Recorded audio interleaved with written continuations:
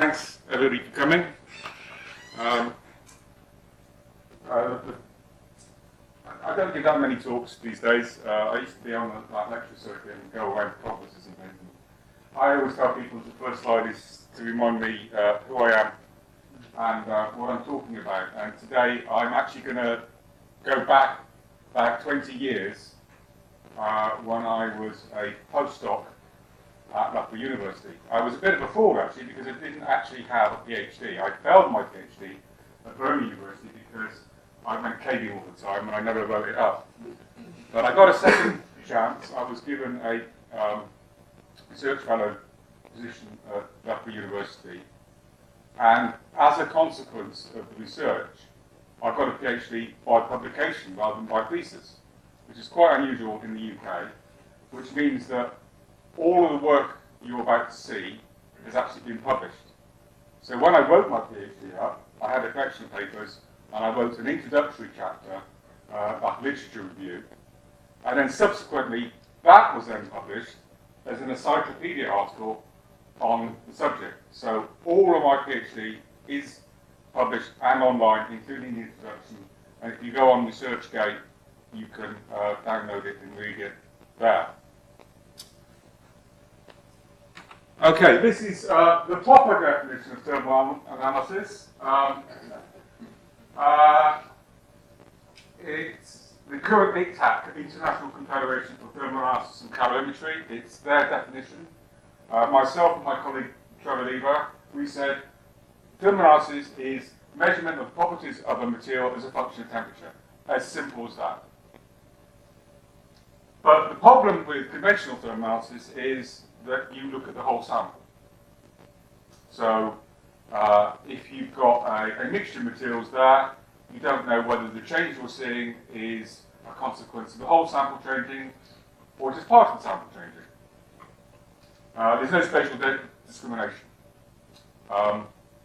It's slow. You typically heat at 10 or 20 degrees C a minute. Modern techniques maybe go at 100 degrees C a minute. And to be quite honest, it's boring. Now, when I give a talk, I always like to get my credits in early. It's the only slide that I'm actually sure of content, because these are the people that help me out. I've color-coded them. The blue, that's the physicists at Lancaster University, which is the coldest place in the universe. They do a lot of low-temperature physics there. And there's a group of predominantly chemists or material scientists at Loughborough University. Now, the difference between chemists and materials engineers and physicists is quite simple to explain. A chemist will measure something because the result might tell them something useful, and a physicist will do the measurement because the measurement is there to be done. And these are the people that gave us the money. It was your money because you either paid in taxes to the government or you bought their equipment. So, simple example. Here's a crisp packet. Its structure is its polypropylene layer. There's some adhesive on the back to hold the ends together, and there's some printing on it. If you put it in a DSC, this is what the heat capacity is a function of temperature. We see a large peak. That's due to the heat diffusion of polypropylene. So that tells you it's polypropylene. An easier way of doing it would be to look at the recycling label on the back of the packet. And at low temperature, you see a step change in heat capacity that is due to the glass transition of the amorphous content of the polymer. So that's the crystalline melting, and that's the amorphous content. So you can get a degree of crystallinity out of it. And here is a dynamic mechanical thermal analysis curve, and there's a lot of stuff going on. I don't know what's happening. There's a lot of stuff going on. There's obviously information there, but there's no resolution of what it might be. So, to get spatial resolution, you need a microscope. Now, the microscope I'm going to talk about is the atomic force microscope. And it works in two ways. You can have it in a contact mode, where you have a probe scanning across the surface, and you simply measure the topography. The earliest atomic force microscope was in actual fact the Edison phonograph, and that is the first reference in my PhD thesis, is patent of the phonograph, where in actual fact topography is turned into sound. And there is a non-contact mode where in actual fact you tap the sample. So it's less damaging, it's used for cells and stuff like that. But the image you get is based upon the forces between the sample and the tip. And here's a schematic of the atomic force microscope. I met with a former colleague of mine this morning in Capinero in Wales to go through my talk, and he told me that he did this diagram whilst he was on a long-haul flight because he was bored. So we have a sharp tip on a cantilever, and it's blasted across the sample, and as the topography changes, the tip moves up and down. There's a laser beam pointing at the end of the tip, and you've got an optical lever arrangement with a photodetector, and effectively there's a Z stage which moves the tip up and down to maintain a constant force on the sample. And here's a typical image. I didn't take this image. It's some gold plates. And that's contact mode measurement. And you can make the tips very, very sharp. And you can do things like you can functionalize the tips and look at interactions. And the spatial resolution depends upon the sharpness of the tip. And if you've got a very sharp tip, you can almost see atoms with it. So that's contact mode AFM. And then we've got non-contact mode, and this is a particular technique where in actual fact you bring the tip onto the sample, it gets pulled on, and then you put it off. And you measure either the maximum force, or you can measure the adhesion here. So you can look at the adhesive properties of the sample. You can functionalize the tip, and so you can look at cells, and you can have some biologically active molecule on the end of the tip, and you can look at the interaction of the tip of the sample, and you can do some sort of mapping of those properties. And so here's an example here. It's a polystyrene polymethyl methacrylate blend, and what we've done at a low temperature, the adhesive properties are all the same, and then at a high temperature we see that there is image contrast being generated by the fact that the sample's changed in properties, or at least part of the sample's changed in properties. And we can take the individual components and we can map the pull-off force as a function of temperature, and we see that actually PMMA doesn't do very much. Polystyrene becomes a lot more sticky.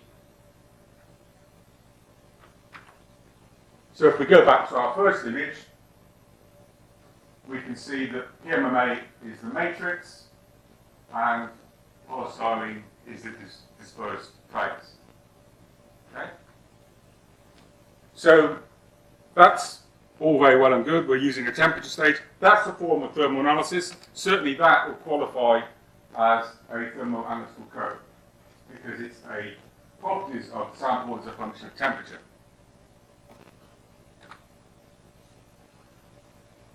There are other different scanning curve techniques, and the one I'm going to talk about today is scanning thermal microscopy, where we actually go across the surface. We can do it in a passive mode, and we can measure the temperature of the sample. Or we can do it in an active mode, where we actually maintain the tip at a set temperature, and we measure the power that is required to maintain the tip at that temperature. So we're doing a form of calorimetry. We can do it in a DC mode or direct current mode where we maintain the tip at a constant temperature, and that gives us the apparent thermal conductivity of the sample. Or we can do it in an AC mode where we actually alternate the temperature of the tip, and that's based upon the apparent thermal diffusivity of the material. So that's going to be frequency dependent, and that's not going to be frequency dependent. So here's our thermal probe, I've got a clock, and we scan it across the surface, and we measure the temperature of the tip. Now this is made out of stuff called Wollaston wire by William Wollaston, who worked with palladium and platinum, those sorts of metals. And Wollaston wire is actually a 5-micron core of platinum with a silver sheath around it. And what we do, we bend it into a loop, we secure it,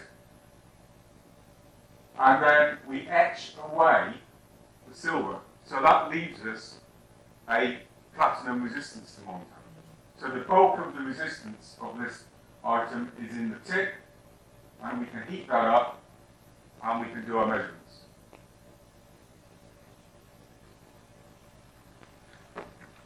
So in the passive mode, we can just scan across the sample.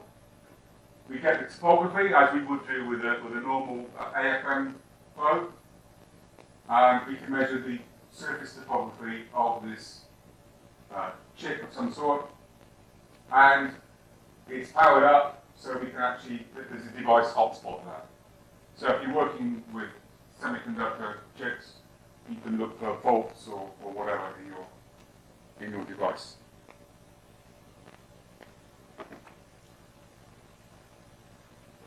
In an active mode, you're actually now mapping the thermal conductivity. You're measuring the heat flux between the tip and the sample. So there's our topography. This is a carbon-carbon composite. It's made by taking carbon fibres, which are drawn, made of polyacrylonitrile typically. They're drawn and pyrolyzed and turned into carbon fibre. Highly crystalline material with a high thermal conductivity. So that's those bright areas there. I call this my Pac-Man image because they do look like Pac-Man eating one another. And the matrix is made by mounting the carbon fibre in pitch. That's then pyrolyzed, and that's amorphous carbon of a much lower thermal conductivity. Now you might be asking, what are those bright spots? Well, if you look at it, those are kits in the sample. And I'll be talking about image artifacts in a minute, but what we're interested in is the carbon fibre in the matrix of amorphous carbon. We can do scanning thermal microscopy with a heated stage, and this is a miscible blend of polystyrene and polyvinyl methyl ether, and when you heat them up to 110, you get phase separation occurring. But it doesn't tell you which phase is which. Right? You probably knew already, but it doesn't tell you which phase is which, so you can see this going on.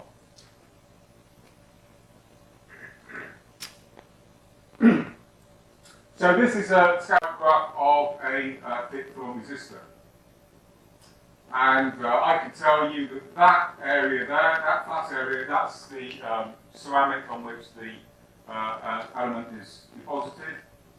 This area here is the metal. It's got a high metal lead there, and that is some ceramic resistance element.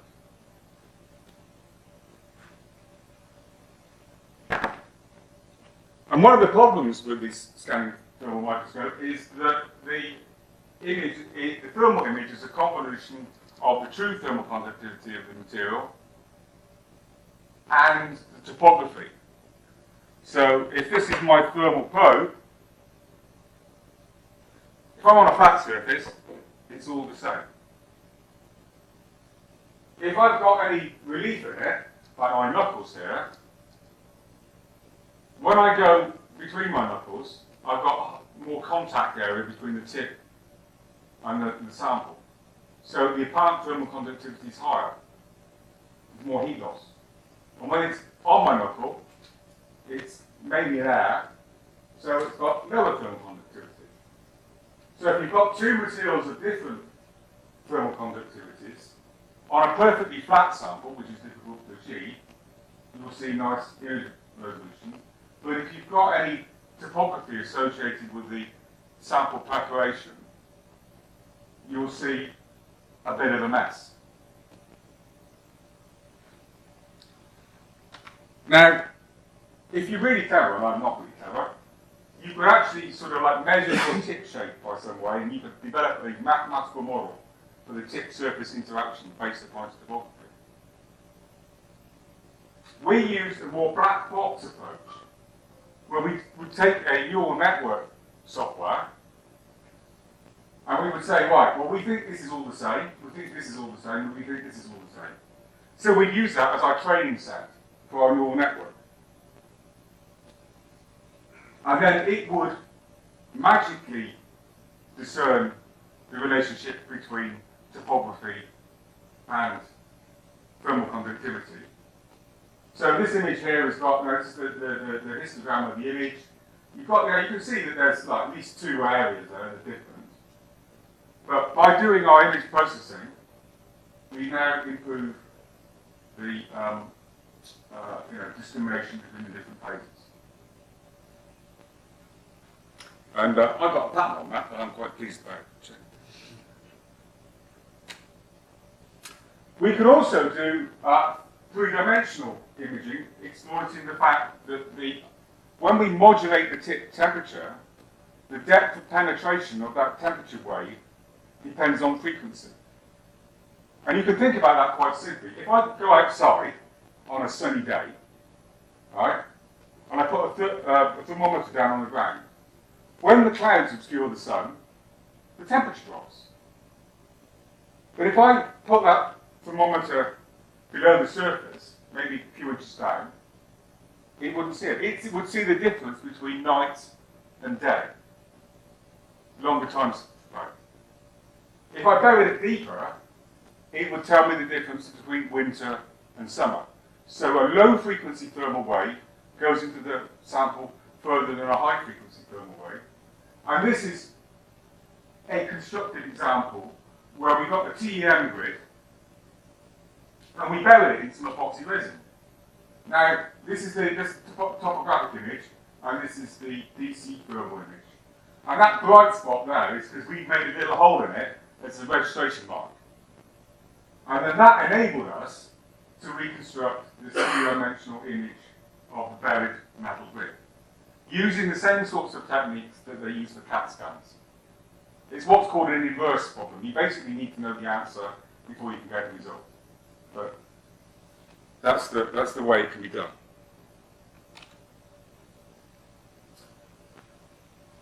Because the tip is a heater and a thermometer, we can now do localized thermal analysis.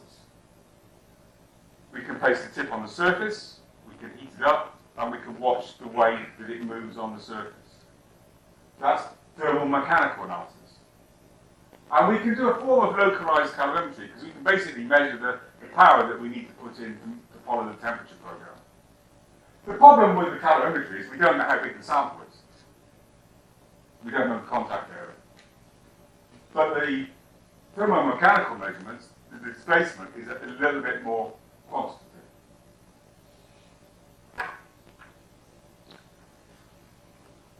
Here's an illustration of that. We put the probe on the surface, we increase the temperature, the sample softens, the probe penetrates. We've now got greater contact area, so we're going to increase in power, and then the probe goes in, and then we get a peak. So that looks a bit like a DSC curve, that's a TMA curve.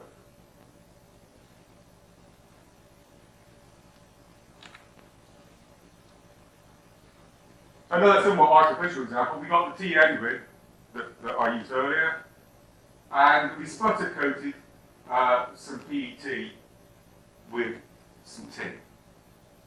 So we can see the topographic image of the tin, nice thermal contrast between the metal and the face polymer, and then we can put our probe down on the surface of that tin. And now you can work out how big it is. It's about 1 microgram of tin in that square.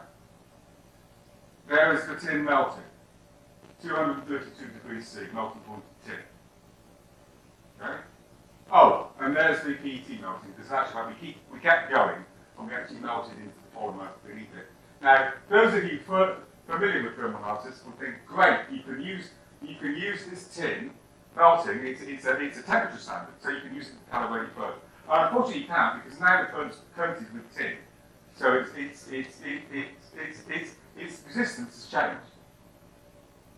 So for calibration purposes, we would actually calibrate it by measuring the melting point of pure organic materials. Things like phenanthrene, caffeine was quite good. You had to melt it into a little cup, and I once leant over it whilst I was doing that, and I got a nostril full of caffeine and got quite a head rush from that experiment. But the nice thing about that is that then you can heat the probe up further, and you can burn off the organic. So your probe's clean again, so you haven't contaminated it. And trying to actually melt a big lump of metal with a little probe is never going to happen. The heat loss is going to be too great. So you are limited to thin metal films or organic or non-conducting materials. This is one of the earliest examples that I actually did. I redacted all the dates when I did these experiments because it's rather embarrassing that some of them are 20 years old. I did this at a sales conference for the salespeople that were actually going to market the instruments. And that was back in the day when everybody did their presentations by overhead transparency. So I gave my presentation, and then I took the microscope. The microscope is small. It was designed to actually go on the space shuttle wing, so that they could image, and when they get it back in the hangar, they can actually image the wing and just plop it down on the wing. I put this down on the overhead projector and did the measurements there. This is the dot of a letter I, and that's the polyester substrate, and that's the ink. When I was an undergraduate, I had a summer job working for a company that made photocopier toners. So actually, I had a bit of insider information on this. So that's the softening temperature of the ink. And that's typically, the fusible temperature in a photocopier is typically around about 150 degrees C, so that the ink will melt and flow into the paper. So we can measure that directly. If you wanted to say you were presented with a printout and you wanted to measure the melting point of ink, you're not going to do this. You'd have to like ash it all or get rid of the paper and do it. This I could do directly. I could do your. Someone's asking me about doing coatings on optical fibers. You could do exactly the same thing. You could measure the softening temperature just as easily. Later on in life, before I went to university, I worked for a major chemical company, which is now defunct, and we did a lot of packaging films. So this was actually the first paper we published on the technique. Even before I joined up the university, I'd gone to visit Lancaster University and taken some of our packaging film. And they're quite complicated structures. This is a 7-layer laminate. And it's got different polymers on the outside so that you can print to them. And the bit we're interested in is this region here. So the food's going to be this side, the outside's going to be that side, and this is the gas barrier layer in there. And we can look at the gas barrier layer, we can see, we microtomed it, but because they're different hardnesses, we generate some topography from the microtoming. And this is after we've done the thermal analysis. So you can see we've left little mountains in the sample where we melted it and then we pulled the probe out afterwards and we left a little bit of relief. And I'm going to talk about that right at the very end. So we can measure, that's the bulk of the material. There's a tie layer between the two. That's about 10 microns wide. And we can measure the melting properties of the tie layer, and we can measure the melting temperature of the gas barrier layer. The gas barrier layer is polyvinyl ethyl alcohol. It's highly crystalline, so it won't let the flavour leak through the film. The reason it's on the inside is so that only that bit is going to get your flavour leaking through. If put it in the middle, then it wouldn't be as effective. So it's actually on asymmetric, it's on one side.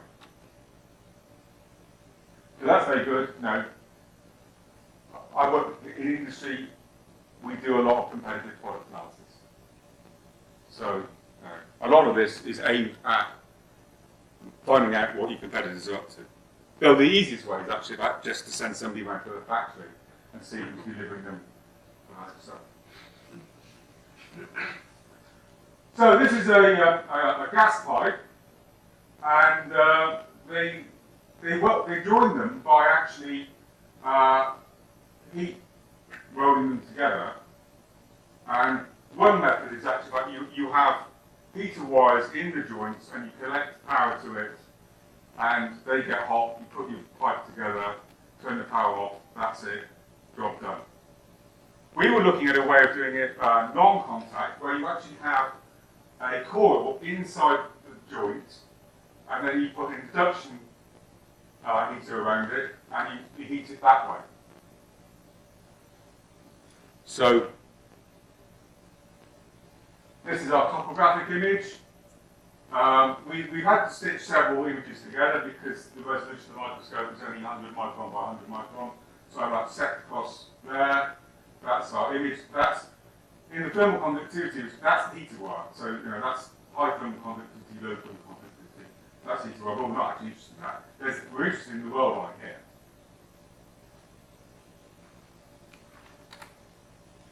And then we can do measurements at various places. One of these fives, that was right on the weld line. And we can actually map the softening points, and it will give you an indication of what temperature the material was exposed to. And quite interestingly, it gets hot there, but not there, but there. Well, why is that? Well, that's getting hot because it's got the induction coil around it. That's getting hot because when the induction coil is going, there's a lot of vibration. That's friction rolling. That's not, the heat there is generated from friction, not that coil. That coil is just there to wobble the pipe. So that was quite an eye-opener, really. This is a paracetamol tablet. The cheap ones work the best. And that's the topographic image, and that's the thermal conductivity. So we see a bright region here. So we can land the tip on the sample. The blue curve is up here.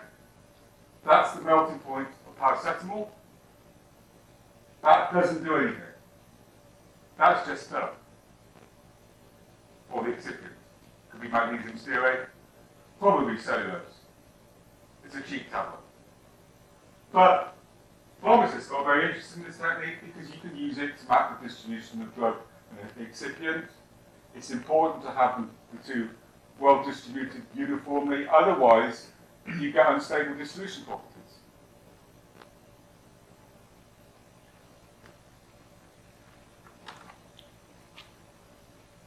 I like succulents. I've got one of these at home. It's a Pasture Argentea or Pasture Elevata. It's a jade plant, money tree, whatever.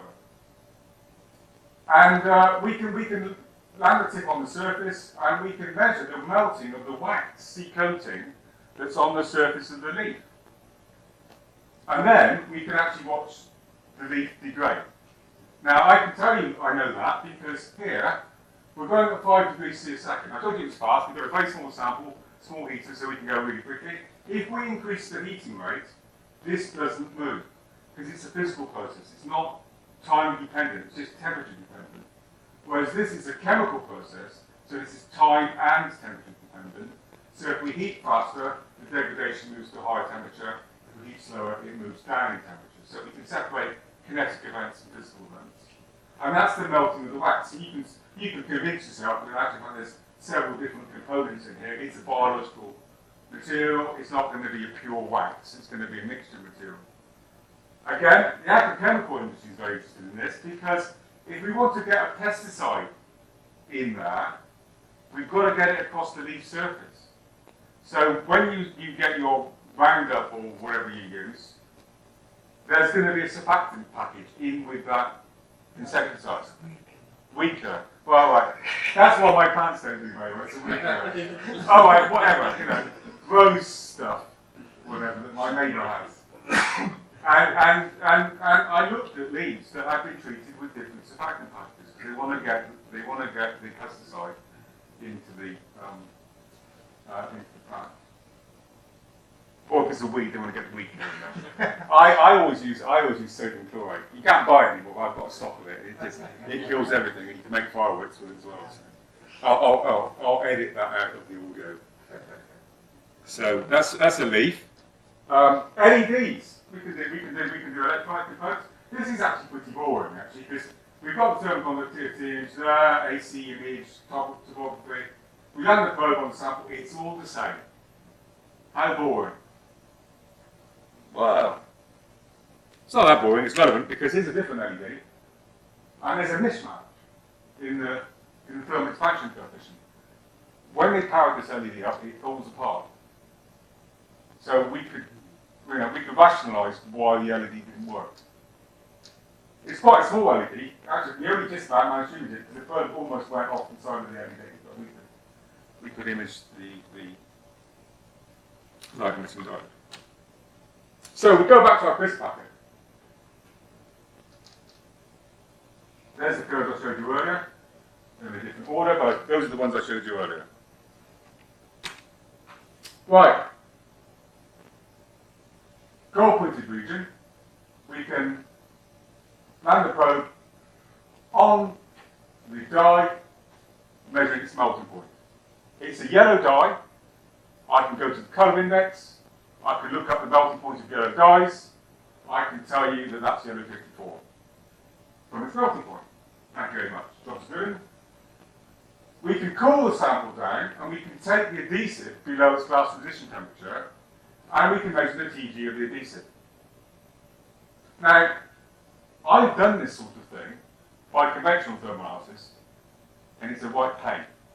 Because what you have to do is you have to get the adhesive, you have to swell it in isopropyl alcohol, you have to scrape it off with a razor blade, you have to put it in the oven to get rid of the solvent, and then you get enough and you do a DSC curve on it. And it takes all day to do that. This I can do straight away. Just cool the sample down, measure its TG.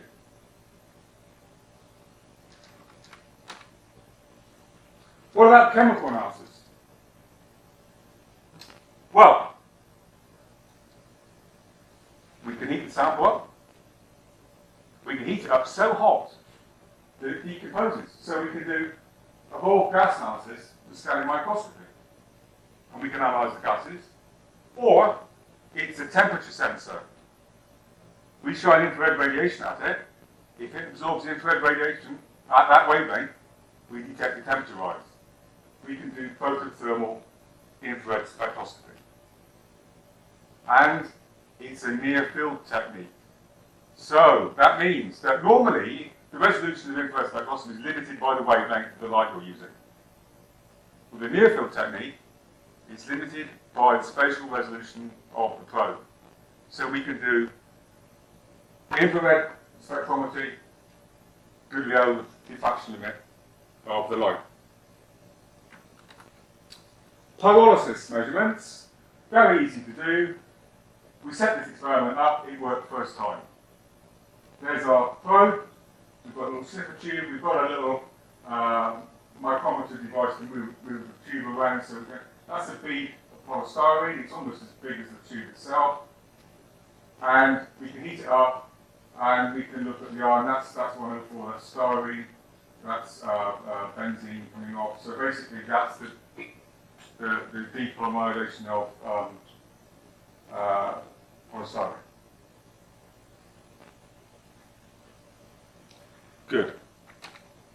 We can do imaging with it. Very coarse, but we can do imaging with it. This is a laminate of PMMA, that's PMMA at the top, that's polystyrene. You can tell it which one it is because you can look at, that's the styrene coming off, wherever they are, one there, which is the styrene coming off, and we see the methyl flat coming off. So we can actually go around and we can map. If we look at particular islands that we're interested in, we can map the distribution of material on the surface by simply polarizing it. Now, you may say, well, we can do surf analysis other ways. We can use SIMS and XPS. I've done SIMS and XPS. They all work in vacuum. This is atmospheric. No sample preparation required. No turbo pumps. No remembering to close the right valve, and when you hit the whine of the turbo, you left the valve open or something like that. So this is very easy to do. It's very easy to do because I managed to do it, and it works very nicely.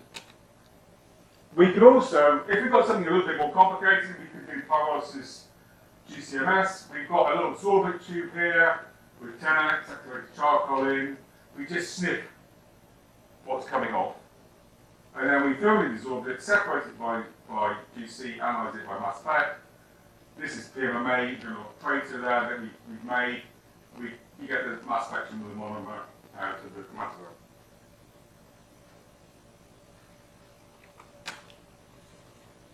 Biological materials, feverfew. It's used as a herbal remedy for rheumatism and arthritis. The active component is located in these leaf nodules. You can see here an image before and after extraction of the active component. We put that under our microscope. There's a leaf nodule. We've made a big hole in it.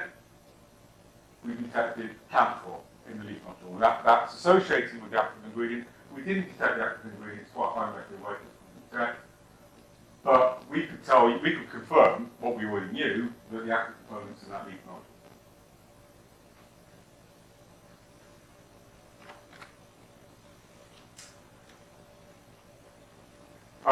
One of my colleagues, Mike Redding, who was involved in the development of this technique, used to work for ICI paints, Dulux, and slag. So we did a lot of paint film analysis. This is some household paint. We just scanned across the surface. So we basically polarized that area there, and we looked at what came off in our GCMS. Then we took the same sample paint, we put it in our TGA. There's a decomposition curve, and that's the rate of weight loss. Sometimes it's better to use the rate of weight loss than it is the actual weight loss, because you get nice peaks out, and everyone likes to peak. So we can track those, and we can look at the difference between the two. So the black line is the degradation product in the bulk of the film, the green line is from the surface. Butylated hydroxytoluene, antioxidant, not present on the surface. It's been oxidized away. Degradation of the paint film.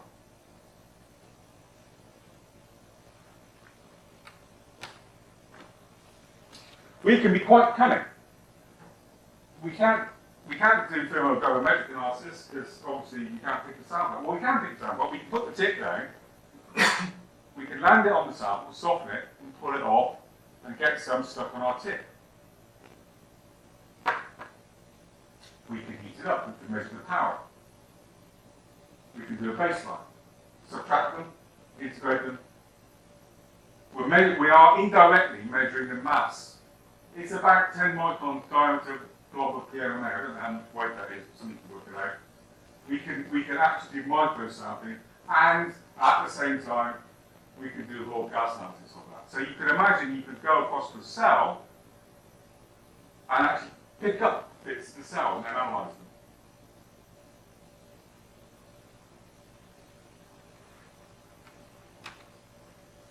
I said infrared spectrometry. Yes, so we stick a microscope, pick up the FDIR, there's a bit of optics in there, but it's a standard FDIR. And our detector now is the thermometer on the tip. So we can get a interferogram, we can do some mass on it, and we can get an infrared spectrum out of it. And then we can master the film across the sample. So we've got nylon embedded in resin, and we can measure the two different components. I don't know which one's which because I'm not an infrared spectrometrist. I did do this work, but it just illustrates proof of concept. I mean, you could actually just image the whole sample and look at particular wavelengths. You know, you could look at carbonyl bonds, whatever. So, I was set a challenge by Mike Redding. He went down B&Q and he bought 4 pots of magnolia paint from different manufacturers. Then he put 3 coats of paint on some aluminium foil. And my challenge was to tell him what order they were in. There might have been a pint of beer on this one. So, firstly, I had the individual paints. 3, 4. Right? There were. You can probably do the maths to work out what permutations there could be. I mean, I had to get this right first time, otherwise it was my round.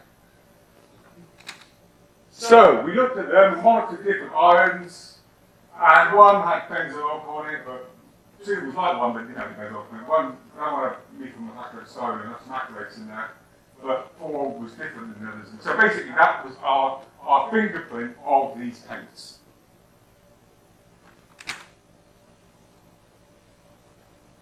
It was his round. I identified the paints straight away. Top coat, intermediate coat, base coat. Just by the raw class analysis of those layers. He also had to buy some beer from the guys at Lancaster University who did it by infrared. They actually scanned across it and they could tell us which paint was which. There's an interesting story to this because shortly after we did this work, I think we presented it at the conference. It's never been published, but it was presented at a conference. And we had a phone call from the Italian police. They said, would you like a trip to Sicily? I mean, there's been a road traffic accident where a gentleman was reversed over several times. And the vehicle in question left some paint attached to a bollard. And because it's Italian law, we had to bring our equipment to Italy, probably a one-way ticket, and analyse the paint. Fortunately, I think they got somebody else to do it, otherwise I wouldn't be here today. But anyway, that was an interesting adjunct to this. So what I've really been talking about is this baby here, the Wollaston wire probe. That's got about 2 micron resolution. To get high resolution, you need to go away from a bent metal wire. So there's micro machine probes that were made at Glasgow University. They're very much like the typical AFM cantilever, except that they've now got a resistant element that's been coated over the tip. And they give you about 0.2 micron resolution. And then what I loosely call here a data storage probe, which actually has 2 beams of silicon, coat silicon, with another pyramid between them. So they mass produce these. And that's your heat element. That's low resistance, high resistance. So you basically just heat up that little pyramid and you can do vector power. And they give 0.02 micron resolution. So, a bit of a summary. Our macro techniques. Calorimetry, yeah, we do that. Thermal count analysis, yes, easy. TGA, well, we can't really do that, but we can plug it, we can pick bits up, heat them up. I didn't talk about dynamic mechanical analysis, but we can do the same thing. We can actually wobble the tip on the surface. We can heat the tip up. We can do localized measurements, and we can do imaging the same way. A whole gas analysis, yes, and infrared spectrometry. And that was 20 years ago we were doing all this. You may ask where we are now. I looked on the web today. There's a spin-off company that was formed by Mike Redding, he's no longer with them, that do nanothermal analysis. We call this microthermal analysis. I refrained from using that because it's a trademark of one of the companies that was our sponsors. They've got nanothermal analysis. It's probably somewhere out there doing picothermal analysis or something. Where they can analyse. And look, they've got our old friend, a multi-layer film, and they're demonstrating the differences in melting point as a function of resolution. But the big thing is nanoscale infrared. That's where it's all gone. the probes your infrared detector, and people are doing it all the time. There's a conference. I don't think that anyone paid me to go to the conference, but there's a conference this year somewhere nice. University of Southampton, yeah, nice. So, what might it be? This was taken from a new scientist in 1998. It's called the millipede. It's all what I was talking about. They've got multiple thermal probes. And to write data, they melt a little hole in the surface of the polymer. To read data, they exploit the image artifacts I was talking about. So as they go across the surface, when they go over a little hole, they get image contrast due to the change in thermal conductivity.